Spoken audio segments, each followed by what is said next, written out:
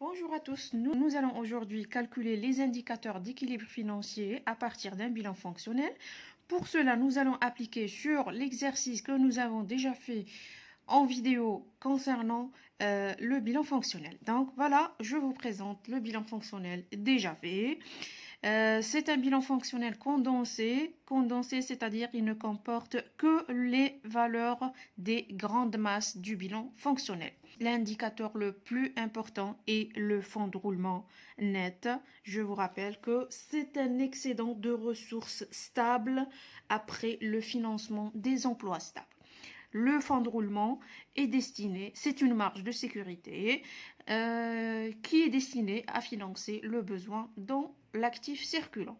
Alors, le calcul du fonds de roulement se fait ainsi. Il peut être calculé par le haut du bilan, c'est la différence entre les ressources stables et les emplois stables.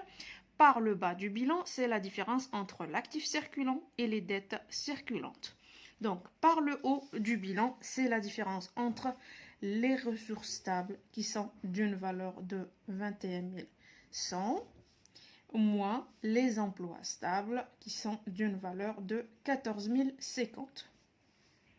Donc, nous avons un fonds de roulement positif et de 7050 unités monétaires. Par le bas du bilan, c'est l'actif circulant, ou moins les dettes circulantes.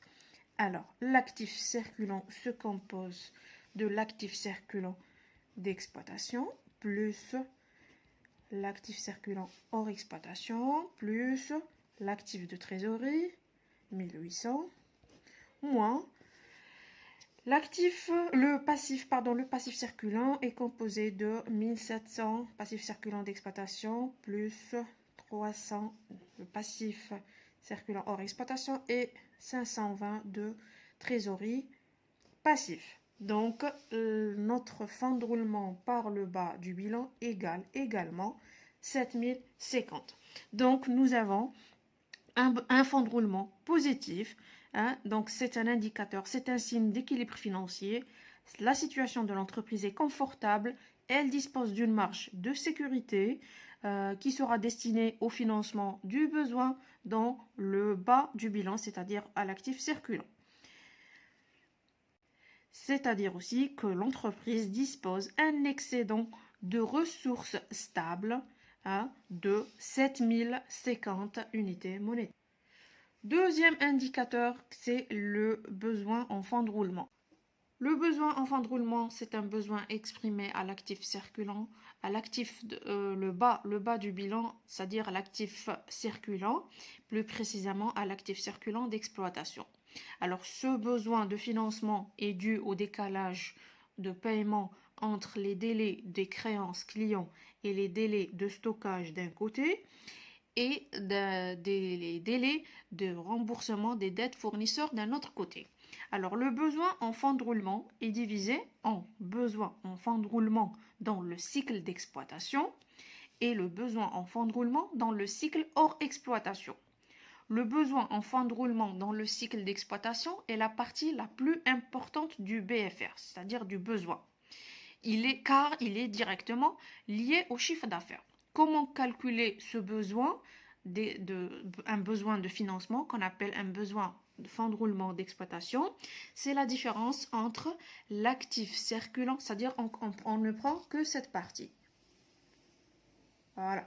Cette partie, c'est la différence entre l'actif circulant d'exploitation et le passif circulant d'exploitation. Donc, nous avons un actif circulant d'exploitation de 7720 moins les dettes d'exploitation ou bien le passif circulant d'exploitation de 1700. Un BFR d'exploitation, c'est-à-dire égal à 5020. La deuxième partie du BFR, c'est le BFR hors exploitation et c'est la différence, c'est-à-dire nous allons prendre cette partie du bilan fonctionnel, c'est-à-dire les éléments hors exploitation. BFRE égale à la différence entre l'actif circulant hors exploitation et le passif circulant hors exploitation. Donc, c'est 1050 qui représente l'actif circulant hors exploitation et 300 le passif circulant hors exploitation. Donc, un BFRE égale à 750.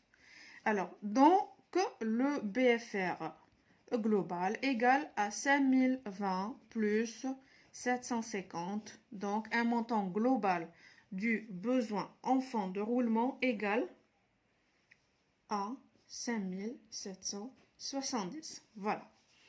Alors, pour la trésorerie nette, elle est calculée par deux méthodes. C'est la différence entre la partie inférieure qui nous reste, hein, la trésorerie. C'est la différence entre l'actif de trésorerie et le passif de trésorerie. Donc, vous avez 1800 d'actifs de trésorerie et 520 de passifs de trésorerie, soit une trésorerie nette de 1280. C'est aussi la différence entre le fonds de roulement net et le BFR. Donc, nous avons un fonds de roulement de 7050, un montant de BFR égal à 5770, soit une trésorerie nette de 1280. Alors, nous avons remarqué que notre trésorerie nette est positive. Cela est conséquence d'un fonds de roulement net positif et supérieur aux besoins en fonds de roulement. Donc, nous avons un fonds de roulement net qui est supérieur au BFR. Ça veut dire que notre fonds de roulement permet de couvrir en totalité le besoin en fonds de roulement. Et en plus, il nous reste un excédent de ressources stables qui se trouve en trésorerie, ce qui reflète une situation positive de la trésorerie. Merci et à très bientôt.